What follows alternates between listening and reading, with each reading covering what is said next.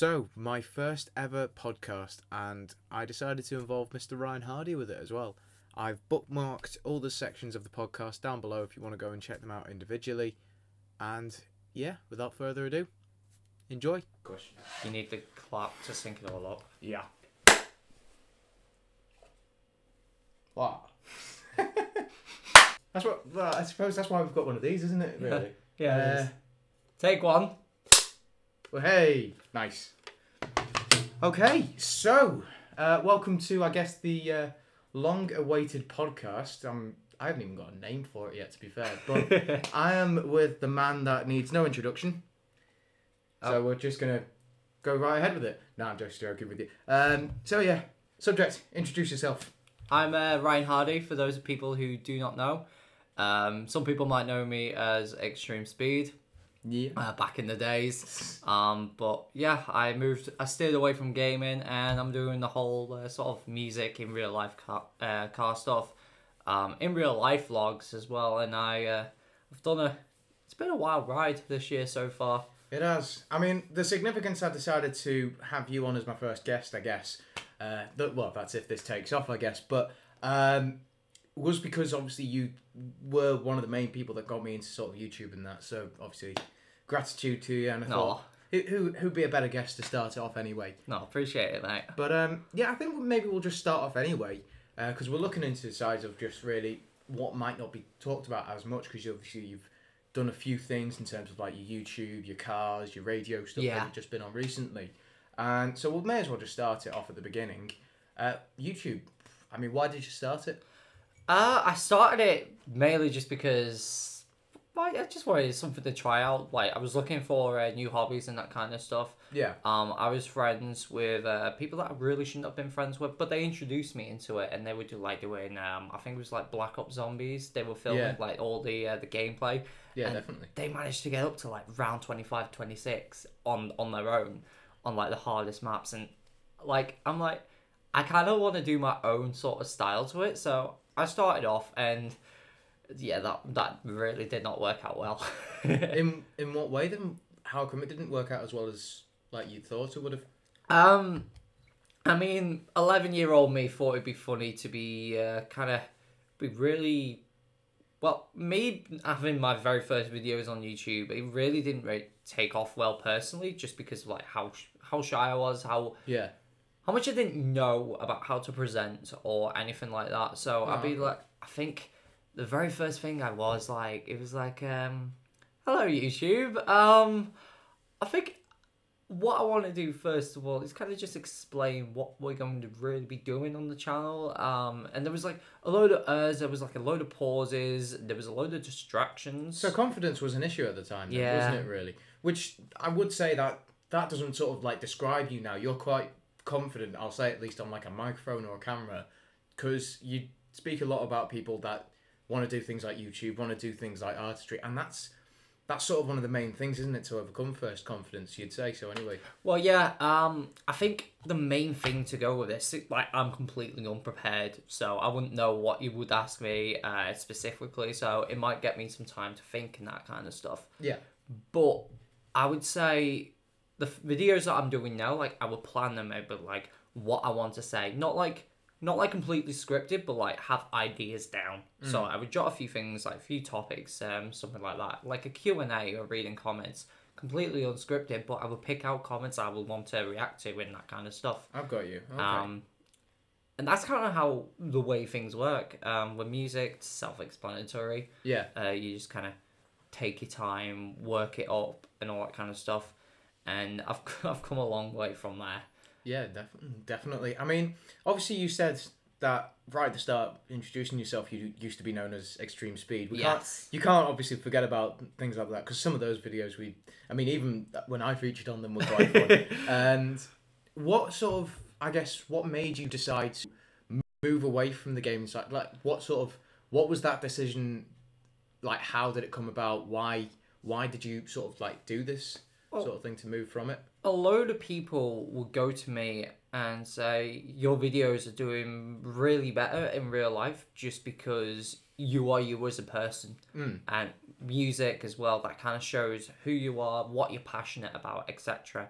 like cars, the music. I'm all passionate about all of that. Yeah, definitely. And then the real life stuff, so like the day in the life sort of vlogs and that I really just enjoy doing them. Like I could be myself, I could be who I want to be. Yeah. And it's just one of those. It's a really relaxing video where I could just do whatever I want, hang out with friends, my loved ones, etc. And that's kind of how I wanted to steer away from the gaming, because gaming is like constant record, react to something, play games, and I don't see the reason why it would be fun to watch unless it's like full on multiplayer or stream based where it's more interactive.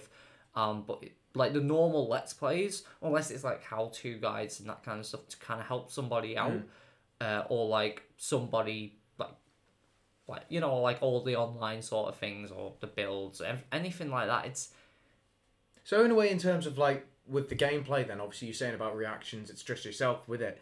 Would you say you may be putting on a bit of a character when you're reacting in games and like playing games, whereas like you say, you feel you're better off with the vlogs and stuff because you're just being yourself? Yeah, I would say you would need to put yourself like on a character base sort of thing, like just to kind of like think about what you want to do and all that kind of stuff. Like I won't mention other people just because of no, of course, tag's sake and clickbait, all that kind of crap.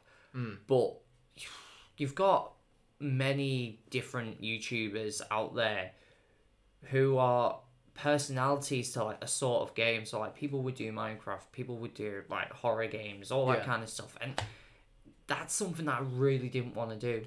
I wanted to be myself. I wanted to enjoy it while I can. I didn't want to be some Forza guy or some Need for Speed guy, because I'm me. Like I would be playing games for people, and at the time, like even like in a couple of years' time, if I would still be doing that, I could be completely sick of it, but the fans would still love it, so you have to keep it up. And I didn't want to go down that route, so I wanted to go ahead, stream what I want, but go ahead and record what I want and just be myself.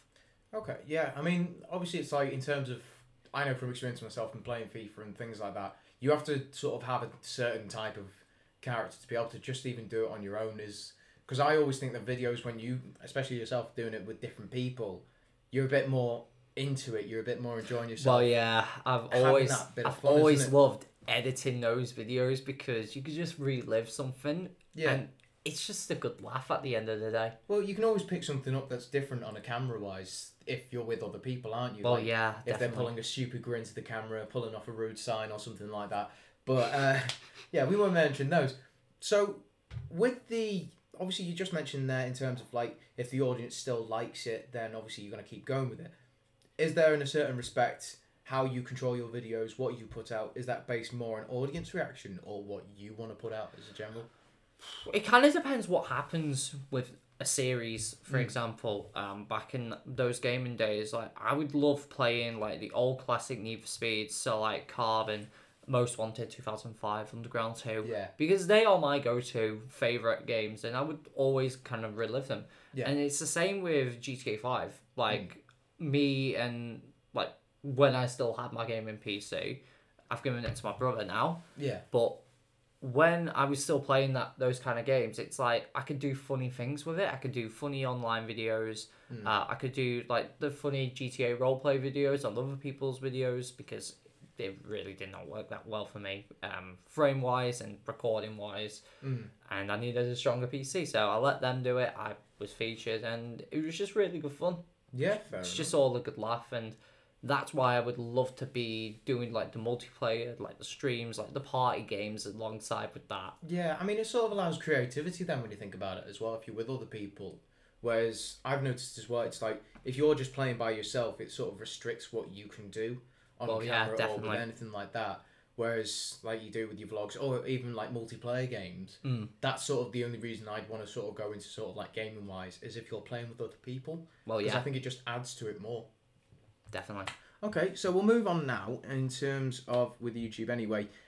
So obviously you can say you've had a few highs, you've had a few lows on YouTube. I'm sure you know all of us can say. Oh yeah. And what would you say has been sort of like the most difficult part of YouTube? What's been the most difficult points throughout what you've been doing on?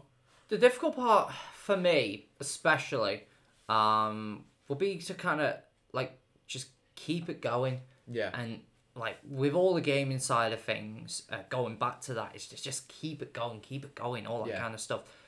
But nowadays it's difficult because obviously I'm spending money on like car parts, or I'm in the works of a new project for music, anything like that. Yeah. And all of it takes time. You got to rely on like delivery times. You got to rely on like how well the project is and how much time you put into it. Yeah, definitely. Then you got the shoots, and then you got the editing, and I like to take my time with it now. Like, I don't upload as much. It could be even as late as a video a week, something like that. But at the end of the day, in my head, it's something that I want to be proud of, and it's quality now over just quantity, because most people now, if they don't have like editors, they've got to like rush it, and that's what I did when I was a lot younger. Like, I wanted to rush things, get things ready, and I didn't even have the equipment to be able to rush those things. So I'd be spending 4 hours trying to edit something that's completely rushed. Yeah. And it's just, it wasn't helpful at all. So I think that was a difficult one to keep going alongside with GCSEs back in the day. Yeah, of course. Exams. Real grind, isn't it, at the end of the day? Okay, fair enough. So final part on it, I guess. So how has your life been affected, or like what's been the biggest way YouTube has affected your life in general? Well, it's become a part of me. I've found who I really wanted to be. I've enjoyed it, especially with the whole thing going now. I really would like to just stick it as a hobby and keep going. And if people wanted to support me and all that, then they can do by also means. And it just shows, like, no matter if I'm doing it as a job or a hobby or just a once-off in a trial, I would be grateful to have that opportunity and to be able to just enjoy it while I can. Well, that's sort of the main thing at the end of the day, isn't it? With YouTube, anyway, you want to be able to have the creativity, but also you just want to enjoy it. Because definitely. The way I've seen it, anyway, with videos, if you're not enjoying making that video in the first place, then what is the point in doing it? Because then you're not going to enjoy editing it, and then your audience are probably not going to enjoy it as much. So, I mean, is that sort of similar to... Yeah, everything is worth a try. Like, if you've not done it before, give it a go. By all means, there's no harm in doing so. If it doesn't come out well, or if you don't like it, or if you didn't like how it came out as, then leave it. Yeah, try something new. And that's what I've been experimenting with the past couple of times, like different sorts of music, especially. Yeah, of course. Different videos for other people, and back in the day with all the gaming, like I was trying different games out for other people. I was streaming, and I know what I kind of want to do with YouTube now. Okay. So I will want to post like covers and originals, keep up with the car stuff because I'm passionate about it, and that's probably something that I really want to go into in the future. But I'm not sure about that. And the gaming side, just enjoy it, but keep it interactive. So, like, maybe multiplayer videos, like party games and all that kind of stuff. And alongside with that, probably just the streaming as well. Just engage with the community. I wouldn't even call it a fan base, because fan base is like the whole famous sort of thing. it's trying to like keep humble, isn't it, at the same time? But you know, all these thousands of subscribers you're on. No jealousy at all or anything like that. But yeah, actually, we'll move on to that. Actually, segues quite well in terms of what you were just mentioning with the music. Then, all right. Because obviously you've been talking about it in terms of that could be a potential sort of like a career idea or anything like that you're looking into. So when was it that you realised that music was like a goal, or I mean, would you even class it as a goal sort of thing? Oof, I started off in high school doing like the Arts Awards program and all that kind of stuff. Yeah. And I thought, instead of drama, why not give music a go? Like, people have been really enjoying my music. I've been doing like the whole Minecraft parodies when I was about 14, 15. And I thought, you know what? I'll start writing some original pieces. Yeah. And to make it easy for me, I started off with rap. And the whole goal of it was to just write anything. Like, it doesn't matter how bad it was, recording wise or anything, as long as you could give it a go, say what you found was enjoyable, what was well, and what you could have done to improve if you were to do it again. And that was me taking the learning curve. And when I started doing that, I'm like, actually, I really like this. I think I know what I want to go into for college-wise. Yeah. So I did music technology, the BTEC, and I absolutely loved it. Had no regrets doing that whatsoever. That had to be probably one of the best courses I could have ever chosen. Yeah. Because there was like always like performing arts, there was creative media and all that kind of stuff, and even game design because I was interested with car racing games at the time, and I tried multiple different taster sessions and I just didn't enjoy them. I really didn't enjoy them, and I took the gap year because I couldn't get into uni, because I really needed to kind of train myself up. I needed to get vocal lessons. I needed to get like my own portfolio built up for university. Yeah, so I went back to do creative media, and it really wasn't enjoyable. Like, that was a 2-year course, and I said, I'm not doing it a second year. I can't be doing with it. So it was sort of, you just wanted to mainly specific on the music wise. Is it? Yeah.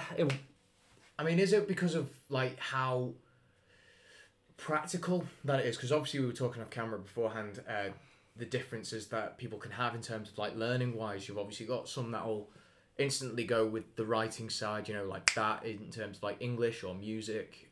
There's quite a difference between them. Like, musical is obviously being a lot more practical, isn't it? So is that sort of what dragged you there more, like in terms of practical wise? Like, well, practical learning. Me being a first year at Edgehill doing music production, it's not. There's like some of it is performance. Yeah. Like the third year is like do what you want kind of thing. Do your own project out of a selection.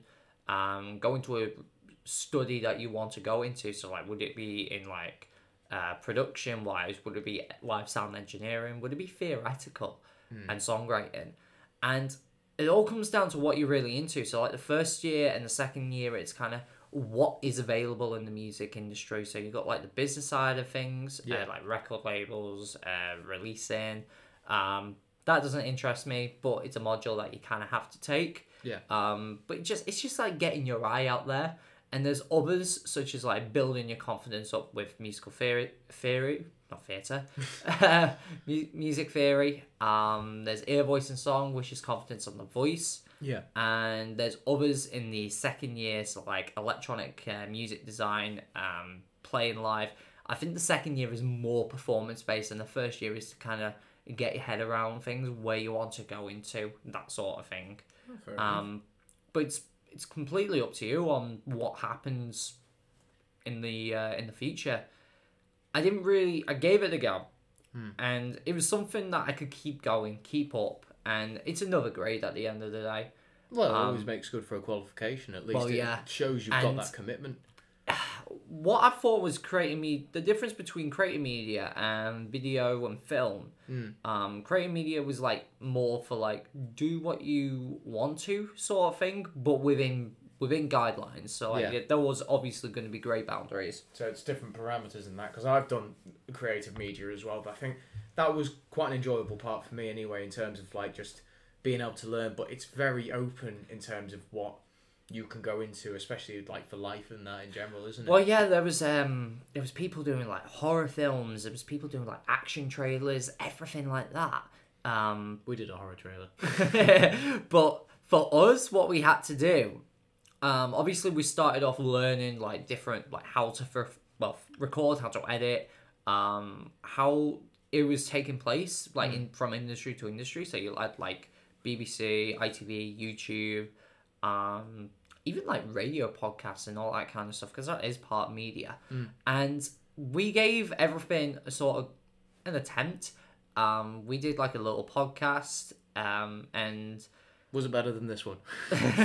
No, not in the slightest.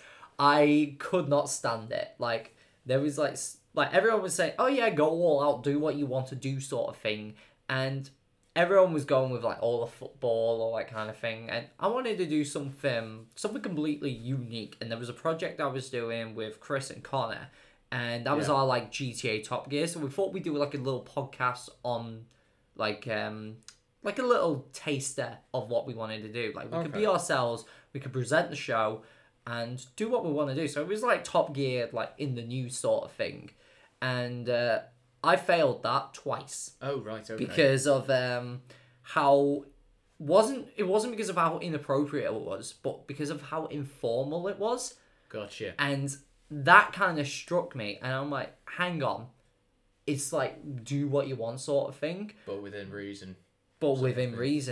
And what the idea that I wanted to do was kind of like similar to Top Gear, because that was completely informal back in the day. Yeah, of course. And that's kind of the style we all enjoyed it, we all agreed to it, and we all decided to do it. And they weren't having none of it, really, so I had to strip it all out and do it all on my own and talk about what it's going to be. And that was probably the most boring thing I could have ever done. I got it edited within 10 minutes. Yeah. And it was completely rushed, but I had a deadline to do, and it was... I managed to pass it in the end. But... So it's sort of restricted in terms of, like, with that anyway, with those guidelines, it restricted what you could do creatively. Well, yeah, the final project that I had to do as well, it was, like, I wanted to go full out, like, with music and that kind of stuff. So, like, I was going to make a soundtrack for, like, an action scene. Yeah. So, Too Fast, Too Furious, that first race, I was going to recreate the music, I was going to recreate the sound effects and put it all into that race. And I did something similar in music tech back on my last year, and it only had to be about 2 minutes. They wanted 6 minutes, right? And they didn't want it all to be music, right? So they wanted me to focus more on the Foley sound. They wanted me to get actors in and to be able to do that. And I had to go ahead and pay for the actors. And for a project, for like a college project, I wasn't willing to do that. No, of course. So I ended up going ahead doing the music video in the very end, alongside with another music video that we learned to start off with. I went back to go to the music video, and quite a load of people went back to do music videos. But I said, I'm going to do a music video and come up with something very, very basic, but alongside with the lyrics. Yeah. So I ended up doing a music video of Dylan Matthews' Now or Later.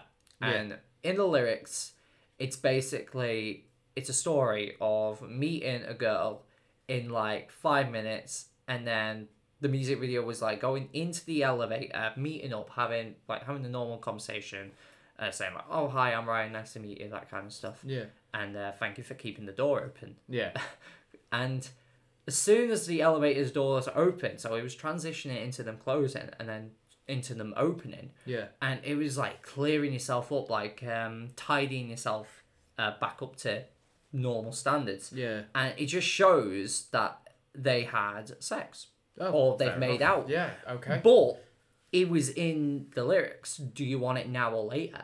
So it's like kind of elaborating, and then it kind of goes into just meeting up, now or later, just sorting out, just testing the waters, then being friends with benefits in like the middle, and then at the end of the music video, just a couple. There's nothing to really look forward to at the very end. Gotcha. So you obviously based it off that. I mean, maybe that could be explained in terms of like an experience wise. So I guess we'll actually move on to the last question with the music wise.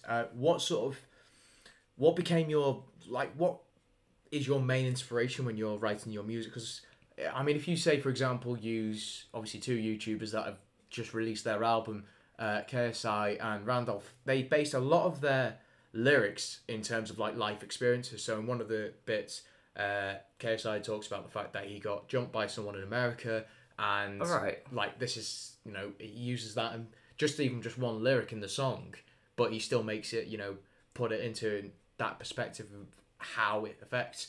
Is that something that you do with your music? Do you tend to rely a lot on life experiences, or is it just a case of, I'm going to pick this, I'm going to just do that? It's a bit of everything, actually. So, like, at the minute, I'm working with a couple of singer-songwriters and rappers, all that kind of stuff.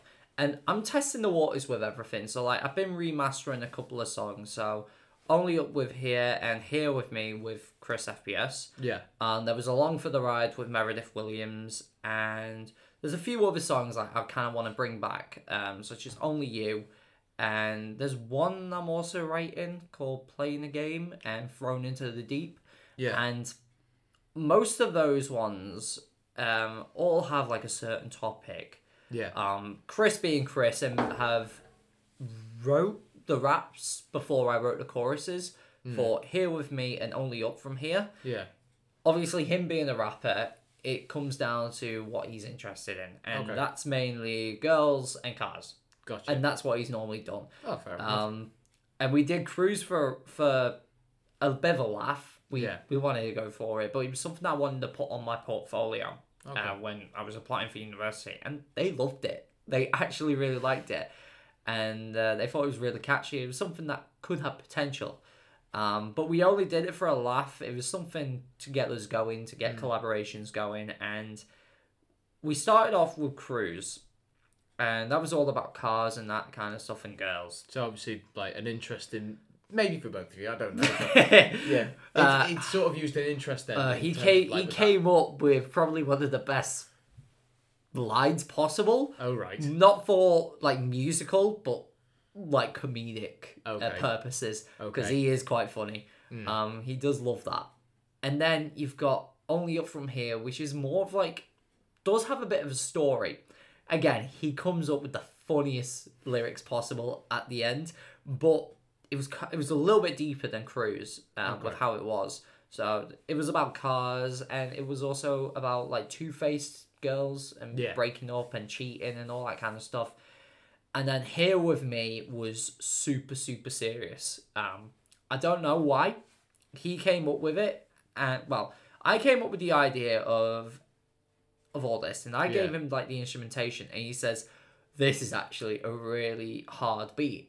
I'm gonna go quite deep on this one. I'm like, right, okay. So also, would you say then it affects, like, in terms of, like, what music is created? Definitely. Then that sort of affects what happens throughout the song. Definitely, yeah. I mean, it kind of does depend on what genre it is. So you've got country, which is quite a funny one. So you, like, even Ed Sheeran, Johnny Cash and all that, they could have really happy instrumentation. So it could be in a major key. But the lyrics would be really sad. Okay. And then vice versa, the other way around. So if the instrumentation was really sad, the lyrics will be really happy. And that was kind of like the basic structure of country. Oh, right. But so it's different music genres then that work in that respect then in terms of... Like, especially with rap as well, isn't it? But nowadays, rap and all that, the harder it is, the more deeper and the more aggressive it can be. Yeah. But with more, like, major ones, a good example would be Taste by Tiger featuring Offset. Okay. And I've used the instrumentation a couple of times as background music. Yeah. But having that instrumentation followed up by lyrics of, like, being happy, enjoying life, and then there's, like, the partying, the girls, the cars, the drugs, anything like that. That's typical rap for you. Yeah. If it's happy, it's like... It's boasting about your life, basically. Boasting about your life. If it's more deep and aggressive or sad telling, it is definitely storytelling like Eminem does.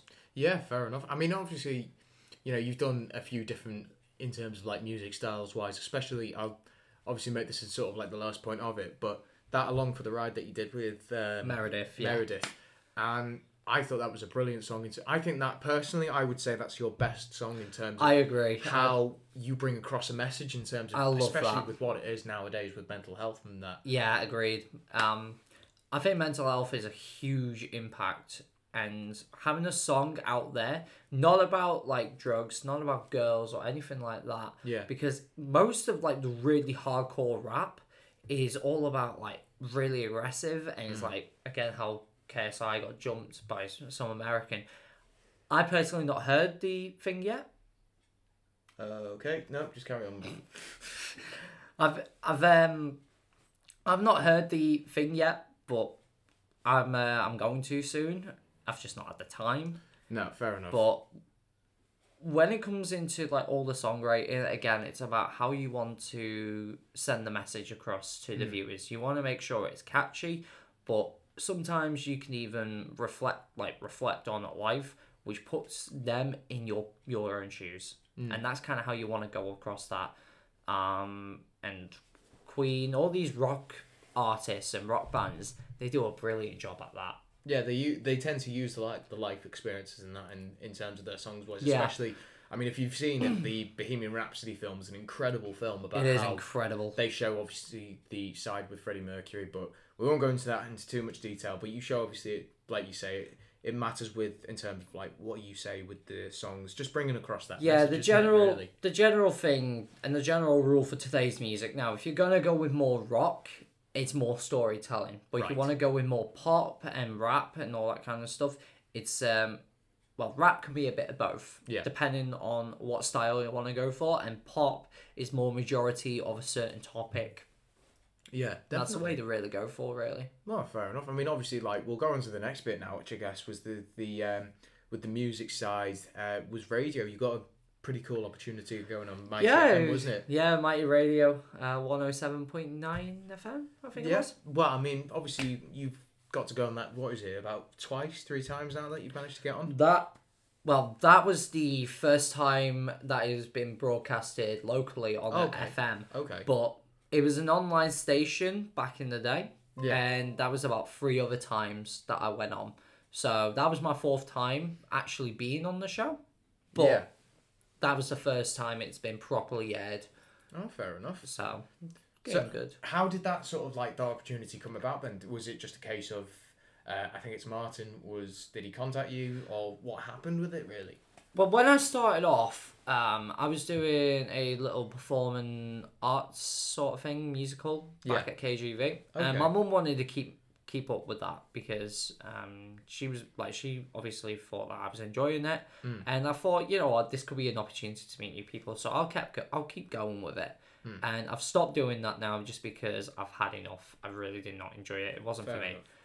But there was Josh Barrington, and he and he was on there with his band when he was doing this band called Battalia. Okay. And like a couple of days after that, when we got together for another rehearsal, I asked him how did he get on there? Was it like opportunity arose for him, or did he get the word out, or how did he do it? Yeah. And he said that he'll go ahead and speak to him, but it's normally you going to him about it and seeing if you could get it on, like sending him your material and that kind of stuff.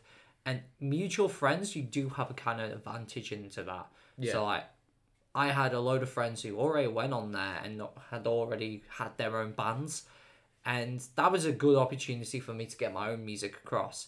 And that night, Martin contacted me saying that Josh was speaking to Martin about me and my opportunity for music, and he wanted to hear some of my stuff. Okay. So I said, yeah, back then I was just finishing off with the gaming raps in general, and it was something that I kept going, and I wrote them a little bit different compared to like all the Minecraft parodies and all the like the old raps.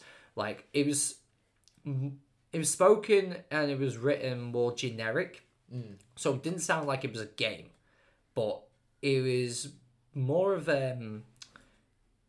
it was obviously about games, but it's just written like it wasn't about them. It was something a little bit generic and that kind of stuff. So more progressive in terms of just showing in terms of like your rap music, like videos wise anyway. Well, yeah. Everyone says about the Five Nights at Freddy's rap, Toys Are Evil. Yeah. They always said, I've had my dad say it, I've had Martin say it, I've had quite a few people saying it, and they said, do you know what? It actually has a lot of potential. I'm like, how? It's a Five Nights at Freddy's rap. Yeah, but I guess you could sort of, obviously you based it off a game, but at the end of the day, I mean, I'll say it myself, you can add my opinion to it. I thought it was actually a pretty decent, in terms of just a gaming rap as well, it's a decent one for how especially like the style wise, it changes how you'd think a standard gaming rap would be. I mean, obviously that got played on the radio as well. That must have been quite fun to hear music wise. It's really good to hear your own music on the radio. It's like, of course. Look at how far I've come. Look how hard I've actually worked to get to where I want to be. That's brilliant. And where I'm at now, I'm happy. Like, I'm not doing any tours or anything like that. No. I'm not doing any like professional music shoots. No. Nothing selling, but I'm getting me out there. You're getting experience. And I'm getting experience. And that's what I want. I want to enjoy it while I can. Yeah, definitely. That's sort of the main thing behind it then. So, okay. Obviously, if it works out pretty well in terms of it, what radio stations are you hoping to get onto next? I have actually been in contact with BBC Music Introducing, which is like unsigned labels, unsigned artists and all that. And they could go on there, they can put their music on their radio station and hopefully things work. For here, we've got 2 different ones eligible for me. Yeah. So there was BBC Music Introducing Lancashire and Merseyside, so it's both local. Yeah, definitely. You can't post them all everywhere. No.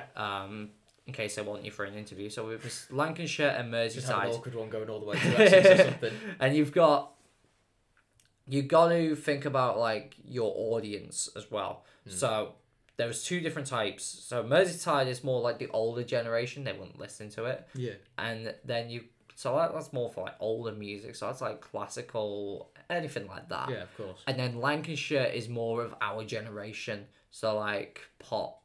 So is that would you say then that's more because of the fact that obviously you've got universities in the area, you've got the likes of Edge Hill, UCLan, so that's more student-based people, yeah. isn't it? A load of people would go to Lancashire and all of them would be music students. Right, well there you go. I mean, that's probably the best bit for it. Probably the best one to go to. Fair enough. You can only send like 2 songs every month, but I've not got enough material to go ahead and put that on. Fair enough. And with the fact that I've only put on the 1 song at the minute, yeah, obviously they would want to hear more, so I'll post more and more as time goes on. Yeah, just getting them ready, I guess. Well, it's as long as you've got an interest, as long as you can sort of base off experiences, I guess, then that always makes it something different. I mean, obviously, like we were speaking about it beforehand, we'll move on to the next bit, which is of course with the mental health. That's been a massive. Would you say that's been quite a big thing in your life? I mean, obviously you've based your music off it. You talked a little bit about it on the radio beforehand as well. And I mean, every time you talk about it, would you say, because obviously you're happy to talk about it now. Yeah, I'm happy to talk about it, mate. And would you say, like, it just, for anyone out there, does it get easier talking about it, like, in general, just either on a radio, on a podcast, or just to people in general? Does it get easier to talk about it? It kind of depends on what position you're at. If you want to like talk about like certain experiences, yeah, and like if you want to put on like, oh, like I'm really like sorry, I've been feeling like really crap and all that kind of stuff, and it won't put a good impression on you at all. But the fact that you can probably have your own input and have your own say, and your own opinion about it in general, it's great. You're basing your experiences, aren't you? Which makes for a more interesting.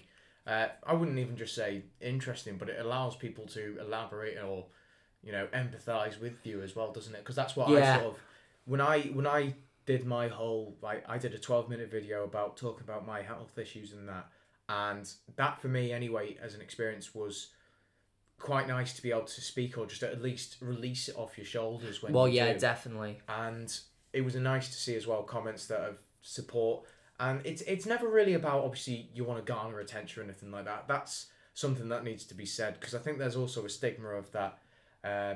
Someone will just say, oh, I've had depression for 6 months, and whereas they might just be feeling bad about it, and it's not actually proper depression. But there's also that sort of attitude that some people will have. It's like, well, look, you can't have depression. You haven't been sort of through it that other people will have, because they tend to sort of then adds to the stigma in the fact that, oh, well, they're just saying it, it means nothing. They're just saying it. Why are they just saying it like that? I mean, surely I'm sure you've probably had people go up to you and just say that, oh, you're obviously just like, I mean, what sort of experience has it come from? The best thing I could really explain with this is more of a generic approach. Yeah. Definitely, to start off with. And it's like, what kind of experience was it? What's happened, that kind of stuff, and how did you get help? That's what we talked about over on the radio, and we were on about I was on about just the generic sort of thing. So I was struggling. I had really bad social anxiety, but I used that to my advantage and to build up confidence into what I love doing. Yeah. And I wanted to keep it as that. I wanted to keep it as generic and as simple as possible without going into too much detail, because I didn't want people feeling sorry for me, or I didn't want people just tuning out, or people thinking like I'm really uncomfortable, get attention or anything. Yeah, that kind of thing. And it's more like we had all of the general discussion, and Cameron is going into like the whole psychology and all that kind of stuff. He wants to study that. He wants to get a degree in that. That was quite interesting. Obviously, you've got someone, especially from that 3-point, was Martin of maybe just. Sorry if you're watching Martin, but Martin of, say, the older generation who might not have sort of the knowledge and maybe not the experience of like knowing what mental health, and of course it's come on so much in the years. Cameron's obviously got the professional sort of view of it. He's obviously learning about it, wants to try and help make it better, and obviously then you've got yourself with the experience of being through it and that at the same time. Well, yeah, definitely. There's loads of different ways into describing it as, and there's loads of different scenarios people can be in, and for what it is, it's really untold of what the normal cause is, because it's so generic and it's so common, especially among young people. And the best thing to go for it is that you're still young. You might as well do what you want, not giving a toss about what other people say. Just be yourself, and if people get you down in life, then there's always help available for you. Like, you're never on your own. If you're feeling like down and all that kind of stuff, you can always go ahead and, like you said in that video, go ahead and talk to somebody. Well, because of course, it's sort of like, at the end of the day, the people will say, obviously, you feel that bad. Even if it's just simply just having a bit of a bad day or something like that, it's always good to talk about it. But, I mean, I will just interject it now. I will put all like links down below for the likes of websites for the Samaritans or the Calm Zone, just places like that where if you're feeling down about anything, go and obviously talk to people, or just talk to family. It's hard, isn't it, at first as well? Well, yeah, speak to, like mums some or dads people, or anything like that. like some people wouldn't understand, and some people would, and that's just how the way the world works, because it's not much of a debated topic now, as what it should be. Yeah, I mean, I'd say, obviously, you say in that respect, I mean, it's come on leaps and bounds. Well, yeah. In terms of like mental health. I mean, obviously, we're talking about it now as just another conversation topic, but it's still majorly talked about, but maybe still not enough. But the way that they've grown in terms of like understanding it as a actual illness or as a difference, it could be just as bad as say like a broken leg or something like that. It might not be the physical pain, but you've still got that mental pain and attitude of it that really can affect someone's life. So, I mean, obviously, it's still not talked about enough in terms of, like, obviously, you've got the likes of men's suicide, which is very unfortunate. Things like sports or in a job, it literally can affect anyone. And maybe they do need to talk about it more, but it's also trying to find, my opinion anyway, I'm not sure if it's the same with yourself, it's finding that knowledge and that know-how of like where to go forward. It's like, it's like finding what solutions are there available to you, and going ahead, trying new things, giving everything a go, and just seeing if you can either find new friends and all that kind of stuff. You can either try finding new hobbies, interests, and all that kind of stuff, just to keep yourself going, and always be on the lookout for those sort of symptoms, because any triggers that you're not aware of, it can really impact you. But if you know what you're doing, it can impact other people as well when you think about it. If you're obviously down and out and not happy about stuff, then your mum and dad are going to notice, or like your friends are going to notice, and you're not going to be as interested, and it sort of shows. And I will just go into this little bit then. If you don't want to talk about it, it's fine. I'm fine with it. Go for it. When was it at what moment was it that you decided that you needed to go and like get help, or needed something to be talked about with it? Definitely, it was up and down for me mainly. and I was trying new things. Things didn't work out, and everyone would say, "Oh, go for a walk or go for a exercise session," and times it would work, times it wouldn't, and it's like I don't know what's causing this. Yeah. I don't know what's going on, and there was a load of things on my mind at the time being, and there was a time where it was like enough's enough, and my head was like, oh yeah, okay, that's kind of the main perspective there. And I remember just kind of started when as soon as I knew I had my proper first panic attack, and I'm like, okay, I've had enough. I don't want to go through this anymore. I need to get help. And that's exactly what I'd done. I was really insecure about it because I didn't know what to do. I didn't know what was going through me. And I said to my parents, look, I've been going through this for quite some time now. I need to get help. And what were their sort of reactions to it? My dad understood. He knew exactly what was going on, and it was kind of easier to talk to him. Of course, yeah. But it was we got there. Like both of them definitely understood, and I ended up getting the help. It was a bit of an experience with that one. Just kind of trying out new things and college and everything like that, and that kind of puts a lot of people under pressure. Yeah, and it goes into really bad habits just to try and calm themselves down and that. And I wouldn't say like going down bad paths such as like drugs and all that kind of stuff, just to kind of keep stress out of it.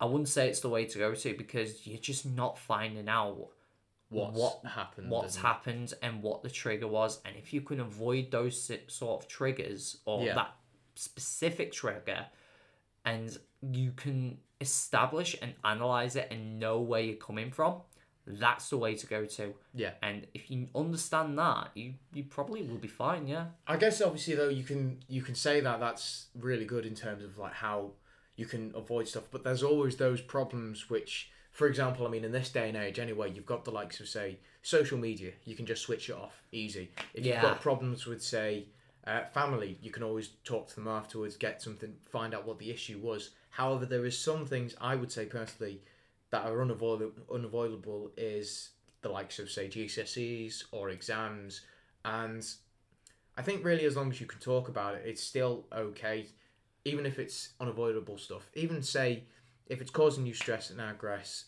likes of exams and that, what would you sort of give advice wise for people that are dealing, say they're watching and dealing with it right now? Yeah, because the exams are here, aren't they? Yeah. I'd say probably the best thing to do is kind of not to stress yourself over to the point. Like, obviously you want to do well in it. Yeah. And obviously you want to take the time hard, and you want to get to where you want to be at. And hard work always pays off, but not to the point where you are really stressed out. You are isolating yourself from anything. Yeah. So there's always a controversial paths between the two, and they kind of cross over. So if you can find like a balance in between to find happiness, success, and health, being healthy, if you can find a balance between all three of them and keep to that and keep like a healthy lifestyle in general, then it's gonna work out. Yeah. Like, I'm not like, when I did my GCSEs, I only just passed them. Like, but I was happy. But you still got to a decent position. I still got into a very decent position. That was because you worked hard, wasn't it? It's not the end of the world. No, should you fail. No. Like, the only thing is that you're just gonna have to retake them, and nobody wants to do that because it's just a waste of time. It's a waste of effort. Yeah. But it gets into your head a little bit more with that amount of time. Some people, like you said at the start, they learn quicker than others. So take it like that. Yeah, I mean, I'll say that as well for this. Like, bit of advice that I will give anyway from my own experiences. GCSEs or anything like that is not the end of the world. You can always redo and retake, say, your maths, your science, and English. As long as you give it a good attitude, if you give the work, because they always say, obviously, you reap what you sow in terms of like however much hard work you'll put into it, it may not work out, but just, it's one of those things. If you can work hard at it, if you put your best effort in, then you at least tried your best, or there's always something else that you can improve on. Yeah, I failed science and design technology, and I'm still... You still do strong, it fine. yeah. I mean, at the end of the day, science hasn't actually really come into what you want to do, has it? Well, physics does, Right. because you got to learn like the sound waves and the audio. Yeah.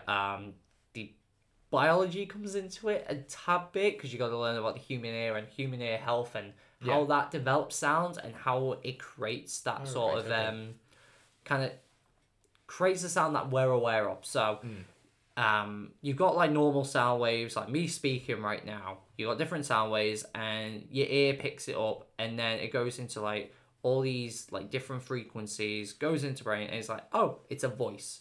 And it kind of pictures it out like that. But at the end of the day, though, it's not the most important thing in the world, is it? If No. you don't have that sort of whatever that GCSE is behind it, and that's sort of what we're just both trying to say. At the end of the day, it doesn't matter if you fail or if you pass, as long as you've put your best effort into doing it. Because again, you can always retake a GCSE. Yeah, And definitely. I guess we'll actually go into sort of like the high school bit now, just to finish it off. Oh, with. God. Because, I mean, we both obviously met through high school. We did, yeah. God, 7 years ago, something like that now. I think it was more than that, Like, I'm nearly 20. Yeah, 8 years. It's 8 scary, years now, isn't it, yeah. thinking how far back it is. And, especially with squeaky voiced little teenagers like us. I mean, what was sort of like, for you anyway, what was the best moment of like high school? Where was like your best moments in that? Was it, say, in the music side, or was it with the mates or anything like that? What was it really? I don't really remember high school that much now, actually. But I'd say what really did get to me was performing in those cabaret evenings that I did. So I did 2 cabaret evenings, and I was going through doing the third one, but I kind of stopped doing that. I dropped out because I was doing like the musical theatre in like a professional sort of industry. And I did the 2 cabaret evenings, and they had to be extremely fun because it was more like what you wanted to do and putting something together. Yeah. Like, it doesn't have to be like a musical, didn't have to be anything like that. It was just showcasing. It was talent, just wasn't showcasing talent and showcasing what people enjoyed doing, especially. So like, some people really enjoyed dance, some people really enjoyed comedy. There was a few snippets, like 3 or 4 pieces that everyone had to do. Yeah. And that's like the normal sort of thing, unless they had like certain acts either straight before or straight after, they didn't have to be in it. Okay. Just to kind of make it run as smoothly as possible. Oh, fair enough. But bringing it all together was one of probably the most fun things that I ever did. And that was my first time performing. So that really sort of showcased what Yeah. could be a potential thing in the future, couldn't Yeah, it? it was that kind of struck me, and I'm like, I really enjoy it. I want to get into this. Fair enough. And I remember in business studies, like there was one lesson that we just kind of had like a little conversation, and everyone, like, Sir had it like an acoustic guitar, and everyone was saying, "Oh, I should go ahead and sing something," and that. It got to me. I really did enjoy it. So we just, it was me and Mr. Lee. We would just play music together. Yeah. And it was fun. It really was fun. It built up my confidence a lot more. And I got along with more people easier. Oh, because we all just had a laugh at the end of the day. And it was turning out that all of us were kind of maturing at that point. So it was a major contribution, wasn't it, really, in terms of, like, especially, I think, in this day and age, anyway, teachers don't get appreciated as much as they can. Yeah. So, I mean, we'll obviously just say on that one point with Mr. Lee bringing in that acoustic guitar that one time, he brings it in, obviously that gets your ideally interest of it going. That was sort of like the kick point, wasn't it, really? Yeah, definitely. Fair enough. Shout out to Mr. Lee, I guess. Shout out to Mr. Clark as well. Oh, Definitely. Mr. Clark, he was about to, wasn't He was funny. He was a brilliant man. He was brilliant. But I guess actually we'll leave it on this final question. And did any experiences like in school, did they affect how like YouTube went about? Because obviously, like you were still extreme speed at that point. Did any experiences in high school change YouTube, how you did it, how you sort of grew in it, really? When I started, oh God, I remember, like, they put it on during a lesson, and it was like, oh, can we watch Ryan? And I'm like, no, please no. And I didn't like what I was putting, and they were putting on, like, my very first videos. Right. And it's like, oh God, it's a massive got throwback. It's cringy. I don't like it, that kind of stuff. You should have been proud. Come on. That brought me new ideas into, like, the whole reactions into, like, the old videos, and seeing how far that I've actually come, and talk about, like, the previous experiences that I've had from that point, and how I've kind of developed from that into now. And it's mainly confidence. Yeah. Okay. Maybe the voice as well. I think I guess we'll bring it back into last question then. All right. Okay. If you could speak to yourself starting YouTube, how old are you? 11 years old, something like that. 11, 12, yeah. What would be the advice you give to your 11/12-year-old self now? Like, especially considering how you've grown as a person, what YouTube is doing. What was one piece of advice you can give to them? Quality over quantity, easily. Just take the time just to kind of see what you're really into. Yeah. And then be passionate about it. It's like, is it music? Is it cars? Is it gaming? Or is it just like the in real life sort of thing? And take it from there, give it a go, and make sure it's as entertaining as you can. Might not be for you. It might be for you, but you got to take those different approaches and just try it out and see. Know what you're on about and know what you want to do. Because me going off with the all stutters and not editing them out, that was kind of a huge downbreaker. And it's kind of just taking the time, making something that you're really proud of. Again, quality, not quantity. Fair enough. I think that's probably the best place to end it then. That's it in general then, I guess. Just quality over quantity, and just having a go at it. If it doesn't work out, there's always something else out there. Definitely. So, yeah, I mean, if you've obviously enjoyed this anyway, then please do leave a like. I don't know if I might call it, I think, a pote, yeah. A pote. A podcast of all things Ryan Hardy.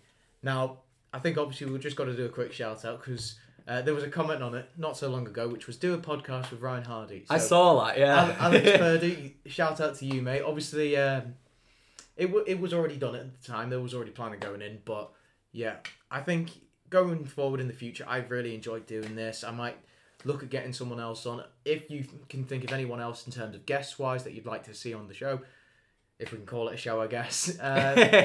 Yeah, put them down below, comment down, and if you actually want to get involved on the show yourself, send me a Twitter DM or anything like that. Make sure as well you go and check out Ryan's channel, music, covers, and everything like that. All really good stuff. I'm a big fan of myself, so it's quite an honour to have him in the room with me. No, but yeah, I've enjoyed it tonight. Yeah, really have enjoyed it. All down below, so make sure to go check it all out. Also, and mental health with the mental health sites. If you do need to talk to anyone, check out the websites. Definitely. It does help a lot. Definitely. But last thing, thank you very much, Ryan, for being involved today. Thank you Thanks for being the having first me. guest. And yeah, leave a like, leave your comments. Thank you very much, and we'll see you in the next one. Adios. Bye-bye.